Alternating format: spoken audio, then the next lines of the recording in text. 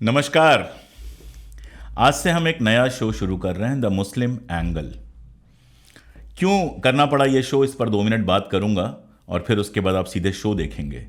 दरअसल जितना हमारा मीडिया है, जितना सारा कुछ है हमारा, यहाँ तक कि यूट्यूब चैनल्स भी हैं, सभी एक तरह की मेन स्ट्रीमिंग में जीते हैं। मेन स्ट्रीमिंग मतलब कि जैसे बहुसंख्यक देखते हैं वैसे ही चीज़ों को देखते हैं, चाहे वो फ़लस्तीन का मसला हो, चाहे कोई लिंचिंग का मसला हो। आप देखिए राजस्थान की बात चल रही है और राजस्थान के चुनाव में कन्हैया लाल के मर्डर की बात चल रही है। ये अलग बात है कि कन्हैया लाल का जब मर्डर हुआ तो उसके जो अपराधी थे तुरंत जेल में डाल दिए गए, उनको सज़ा मिली। कन्हैया लाल को अच्छा खासा, कन्हैया लाल का जो परिवार था उसको अच्छा खासा कंपनसेशन मिला।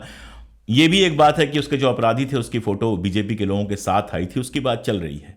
लेकिन उसी राजस्थान में लिंचिंग हुई, मेवात में लिंचिंग हुई और अभी बहुत दिन नहीं हुए उस लिंचिंग को। उस लिंचिंग की कोई बात नहीं चल रही है।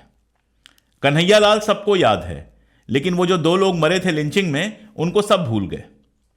ये एक मेन स्ट्रीमिंग होती है जिसमें एक तरह की चीज़ तो आपके समझ में आती है, दूसरी तरह की चीज़ आपके समझ में नहीं आती है। सारी चीज़ें बहुसंख्यकों की नज़र से देखी जाती हैं।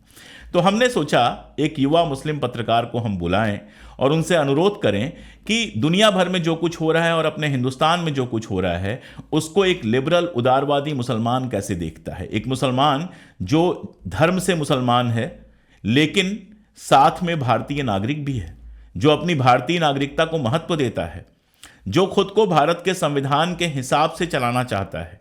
और ऐसा चलाते हुए इस मेन स्ट्रीमिंग के बीच में उसे कैसी दुनिया नज़र आती है, क्या मुश्किलात आती हैं, क्या परेशानियां आती हैं, कैसे उसके लिए कई बार जो दिल में है वो ज़बान पर लाना ख़तरनाक हो सकता है। कई बार जो दिल पे है उसे ज़बान पर लाना बायसे शर्म हो सकता है कि लोग क्या कहेंगे। तो हमने कहा कि हमारा मंच तो है ही दिल की बात ज़बां पे लाने के लिए। मैं तो बोलता ही रहता हूं और आप लोगों का खूब प्यार मिलता है, आप लोग देखते हैं। एक ऐसा शो शुरू किया जाए जिसमें दूसरे नज़रिए से भी बात हो, क्योंकि कितने भी प्रोग्रेसिव हो जाऊं, मेरा जो धर्म है, मेरी जो जाति है वो तो मेरे साथ है, तो मैं कितना भी प्रोग्रेसिव हो जाऊं, मैं जो बोलूंगा वो अपने हिसाब से बोलूंगा। इकबाल जो बोलेंगे वो एक भारतीय मुसलमान के हिसाब से बोलेंगे। तो एक भारतीय मुसलमान की नज़र से देश दुनिया को देखने की हमारी ये कोशिश है, द मुस्लिम एंगल, मुसलमानों का दृष्टिकोण। ये शो फिक्स नहीं है टाइमिंग इसकी, जब भी कोई इंपॉर्टेंट इशू होगा तो इकबाल भाई ये शो करते रहेंगे। इस शो को देखिए और जैसे आपने अभी तक हमारे चैनल को खूब प्यार दिया है, खूब दुलार दिया है, हमारे चैनल को आप लगातार देखते रहे हैं।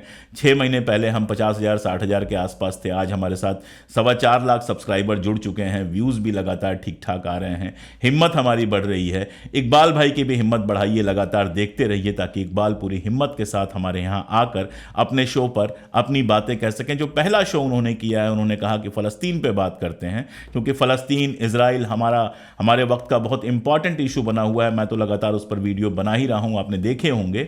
लेकिन इकबाल भाई अपने तरीके से फ़लस्तीन पे बात कर रहे हैं और ख़ास तौर पे तब जब हमारे यहाँ का जो राइट विंग है वो इजराइल के साथ ऐसी दोस्ती दिखा रहा है जैसे कि बस हिंदुत्व और इजराइल का जो ज़ायनिज़्म है वो भाई भाई हों।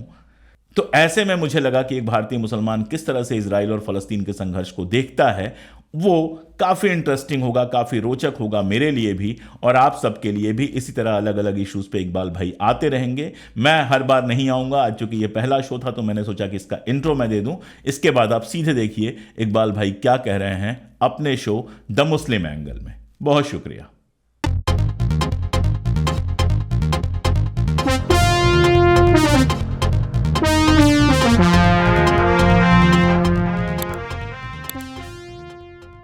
नमस्कार, मैं हूं इकबाल और आपके सामने आज मैं पहला एपिसोड लेकर आया हूं टीसीएच पर, देश की उस एक बड़ी आबादी के लिए जिसको हमेशा ये ताने झेलने पड़े हैं कि वो एक वोट बैंक है। क्या आप सोच सकते हैं एक ऐसे देश के बारे में जिसकी आबादी तकरीबन 140 करोड़ हो और उसमें से 20 करोड़ लोगों को रोज अपनी देशभक्ति साबित करनी पड़े। 100, 200, 1000, 10,000 नहीं, पूरे 20 करोड़ लोगों को विश्व में घटती हर घटना पर गलत और सही से परे सिर्फ एक निर्धारित एजेंडे के तहत लिए गए निर्णय के बारे में अपनी सहमति मजबूरन दर्ज करानी पड़े। जी हाँ, हम बात कर रहे हैं अपने देश भारत की और उसमें रहने वाले 20 करोड़ मुसलमानों की। जिनको अपनी देशभक्ति पिछले 8 सालों में बार बार साबित करनी पड़ी। फिर भी देशभक्ति का सर्टिफिकेट बांटने वाले आईटी सेल, 24 घंटे चीखने वाले न्यूज चैनल संतुष्ट नहीं हुए और आज भी किसी दाढ़ी टोपी वाले के मुंह में माइक घुसाकर बताओ तुम्हारी क्या राय है पूछने का चलन जारी है। ताजा हालात का जायजा ले तो फिलिस्तीन और इजराइल विवाद पर भारत के मुसलमानों की राय पूछने उसके ऊपर नया प्रमाण पत्र बाजार में लॉन्च हुआ है, जो भारतीय मुसलमानों को तब मिलेगा जब वो बताएंगे कि वो किधर खड़े हैं। आइए संक्षेप में जानते हैं कि मुद्दा क्या है। 7 अक्टूबर 2023 के दिन सुबह खामोश सी रहने वाली इजराइल और फिलिस्तीन की गाजा पट्टी स्थित सीमा पर अचानक से हलचल हुई। गाजा पट्टी की ओर से हजारों की तादाद में हमास के लड़ाकों ने हमला किया। उन्होंने सीमा पर स्थित लोहे की बाड़ को तोड़ते हुए इजरायली सीमा में प्रवेश किया। उसके साथ ही इजराइल के समीपवर्ती शहरों पर तकरीबन 5000 रॉकेट दागे। इन रॉकेटों ने जगत प्रसिद्ध इजराइल के सुरक्षा कवच आयरन डोम को धता बताते हुए पहली बार इजराइल को भरपूर नुकसान पहुंचाया। इजरायली सीमा में घुसे हमास के लड़ाकों की गोलीबारी में 200-250 इजरायली नागरिक मारे गए और 100 के करीब नागरिकों को बंधक बनाकर गाजा पट्टी वापस ले आए। इस घटनाक्रम ने लंबे समय से सुलगते इजराइल फिलिस्तीनी विवाद को फिर से भड़का दिया। साथ ही पूरी दुनिया में फिलिस्तीन और हमास के लानत मलानत की लंबी श्रृंखला शुरू हो गई।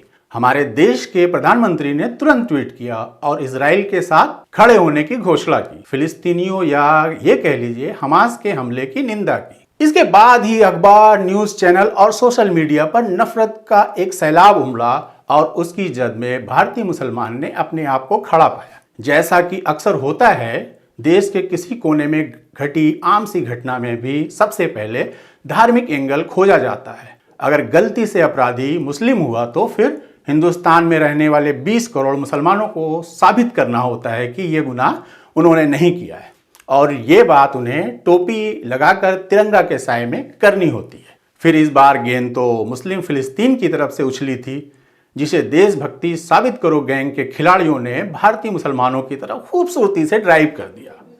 अब जिम्मेदारी मुसलमान फील्डर की है, उसे हर हाल में कैच करना है। गेंद छूटते ही उसे देशद्रोही का सर्टिफिकेट दे दिया जाएगा और यही हुआ। हर मुस्लिम पहचान वाला बढ़ चढ़कर फिलिस्तीन के खिलाफ बोलने लगा। ज्यादातर को पता था कि गाजा पट्टी एक खुले आसमान वाली जेल है, जिसके अंदर हवा, पानी, बिजली तक इजराइल की मर्जी से आती है।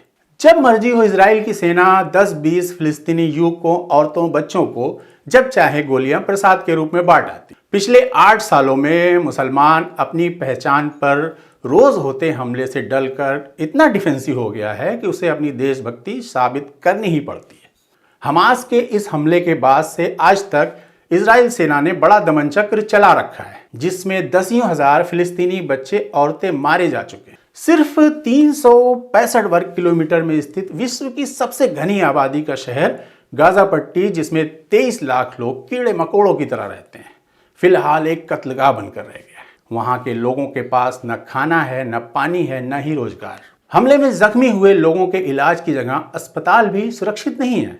वहां भी इजरायली जंगी जहाज बम बरसा रहे हैं, उन्हें तबाह कर दे रहे हैं। ऐसे में अखबार, टीवी और सोशल मीडिया उस पहली घटना के साथ तुलना कर इजराइल के जनसंहार को उचित ठहरा रही। फिर से भारतीय मुसलमान की तरफ तंज भरी निगाह देखकर पूछ रहे हैं कि बोलो क्या कहना है।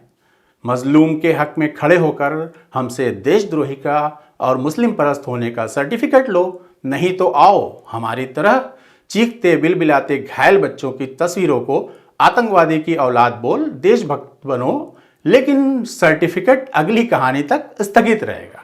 चलिए कहानी को पीछे ले चलते हैं। जब दूसरे विश्व युद्ध के बाद जीतने वालों ने तय किया कि जर्मनी में सताए गए यहूदियों, इनके साथ ही पूरी दुनिया में बिखरे यहूदियों के लिए एक देश होना चाहिए, और उस देश के लिए चुना गया तब का फिलिस्तीन और आज का इजराइल। पिछली पौनी शताब्दी में फिलिस्तीनियों को खदेड़ते खदेड़ते आज सूरत हाल ये है, यहूदी देश के मालिक हैं और फिलिस्तीनी शरणार्थी। अपने ही देश में फिलिस्तीनी अपने वजूद की लड़ाई लड़ रहे हैं। कुछ साल पहले तक भारतीय राजनीति की बात करें तो भारत हमेशा फिलिस्तीनी मजलूमों के साथ खड़ा रहा। यासर अराफात के क्रांतिकाली आंदोलन से लेकर राजनीतिक आंदोलन तक हमेशा फिलिस्तीन के साथ रहा। देश के संवेदनशील नागरिकों ने भी हमेशा फिलिस्तीन पर हुए हर अत्याचार के विरोध में आवाज उठाई। वो सड़क हो, अखबार हो, हर जगह बगैर धार्मिक प्रतिबद्धता के इसराइल की जालिमाना हरकतों को विरोध किया गया। लेकिन पिछले 8 साल में अलग ही दौर आया है। अगर कोई आज फिलिस्तीन के मजलूमों के समर्थन में एक सभा भी कर दे तो गिरफ्तारी का फरमान जारी हो जाएगा। दूसरी तरफ इसराइल के समर्थन में स्टार ऑफ डेविस वाले झंडे के साथ पूरा हुजूम सड़क पर आ जाए तो उसको हमारे टीवी चैनल प्रमुखता से दिखाते हुए भारतीय मुसलमान की ओर एक तंज भरा जुमला फेंक देंगे और बहुत मुमकिन है कि किसी ऊंची टोपी वाले मौलाना को स्टूडियो में बैठाकर चीखते हुए पूछ भी सकते हैं कि बताइए आप किधर हैं। हक की बात बोलना आज हिम्मत और जाबाजी का सबब बन चुका है। बोलते, लिखते, यहाँ तक सोचते हुए भी एक डर हमेशा दिमाग में रहता है, कहीं आप दूसरे उमर खालिद तो नहीं बना दिए जाएंगे। बिना किसी ठोस सबूत के बरसों जेल की सलाखों के पीछे ढकेल दिए जाएंगे। ये सारा खेल विदेश नीति की वजह से नहीं है। देश के प्रतिनिधि संयुक्त राष्ट्र संघ में वोटिंग करते वक्त या तो अनुपस्थित रहते हैं या फिर इजराइल के खिलाफ वोट करते हैं। लेकिन ये बातें मीडिया से नदारद रहती है या फिर 2 लाइन की खबर में निपटा दी जाती है। इस बात पर आग उगलती डिबेट नहीं होती, न ही सरकार को कटघरे में बुलाया जाता है कि जनाब आपने कैसे देशद्रोही वाला काम कर दिया। इतिहास की बात करें तो भारत हमेशा से फिलिस्तीन का समर्थक रहा है। गांधी जी ने भी फिलिस्तीन में यहूदी राज की स्थापना को गलत और अमानवीय बताते हुए इसका विरोध किया। सन 1950 में भारत ने इजराइल को मान्यता तो दी लेकिन फिलिस्तीन का समर्थन जारी रखा। 1988 में फिलिस्तीन को भी एक राज्य के रूप में मान्यता प्रदान की। 1992 में पीवी नरसिम्हा राव सरकार ने फिलिस्तीन से राजनयिक संबंध स्थापित किए और 1996 में गाजा में रिप्रेजेंटेटिव ऑफिस खोला जो 2003 में वेस्ट बैंक के रामल्ला में शिफ्ट हो गया। और ये संबंध एक तरफा नहीं थे। फिलिस्तीनी आंदोलन के नेता यासर अराफात ने भी जब कश्मीर मुद्दे पर भारत का खुलकर समर्थन किया। सन 2000 में उन्होंने कहा कि कश्मीर का विवाद 1972 में हुए शिमला समझौते के तहत हल करना चाहिए। सन 2018 में प्रधानमंत्री नरेंद्र मोदी फिलिस्तीन गए और यासर अराफात की समाधि पर फूल अर्पित करते हुए कहा कि वो दुनिया के महान नेताओं में से एक थे। उनका फिलिस्तीन के लिए योगदान ऐतिहासिक था। पूर्व प्रधानमंत्री इंदिरा गांधी से यासर अराफात का रिश्ता राजनीति से ज्यादा था। वो इंदिरा गांधी को अपनी बहन मानते थे। ऐसे में जब भारत का प्रतिनिधित्व करने वाली सरकार मजलूम फिलिस्तीनियों के साथ हमेशा खड़ी रही, तब हिंदुस्तान के वो नागरिक जो धर्म से मुसलमान हैं, उनकी देशभक्ति क्यों संदेह के घेरे में आती है। चीखते चिल्लाते स्टूडियो वाले और वो नाटकीय एंकर जो इजराइल में लोटपोट होकर सीधे होटल नाम के ग्राउंड जीरो से लाइव आकर बता रहे थे कि देखो मुसलमान कितने क्रूर हैं और यहूदी कितने मजलूम, वो भी सिर्फ मुसलमानों से ही पूछते रह गए कि मुसलमानों तुम किधर हो, लेकिन सरकार से नहीं पूछा। दुनिया के किसी भी हिस्से में जब भी मजलूमों पर अत्याचार हुआ तब संवेदनशील और हक परस्त लोगों ने उसके खिलाफ आवाज उठाई। ये नया दौर पिछले 8 सालों में आया है कि जब विरोध और समर्थन धर्म देखकर तय किए जाते हैं। हमारे जैसे लोग तब भी कमजोर और सताए हुए लोगों के साथ खड़े थे और आज भी बिना धर्म जाति रंग देखे खड़े मिलेंगे। अफसोस की बात है, नसों में खून के साथ दौड़ रही नफरत ने एक बड़ी आबादी को इमोशनलेस ज़ॉम्बी बना दिया है। हमारी कोशिश रहेगी कि नफरत की इस दौर में हक परस्ती की बात की जाए और आपको सच का आईना दिखाया जाए। नमस्कार।